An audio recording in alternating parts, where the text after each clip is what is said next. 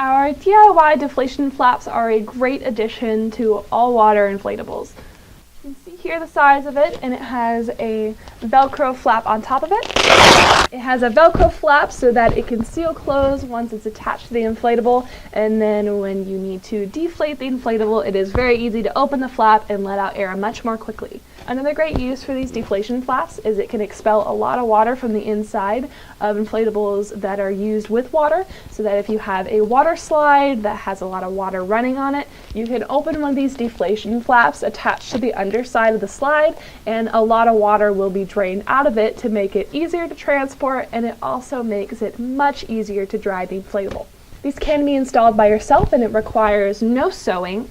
Only thing that it requires is a can of vinyl cement glue that is also available on our website. We also have a video showing you exactly how to install one of these yourself. Whether you just need these to help deflate an inflatable faster or drain out the water, these are a great addition to any inflatable.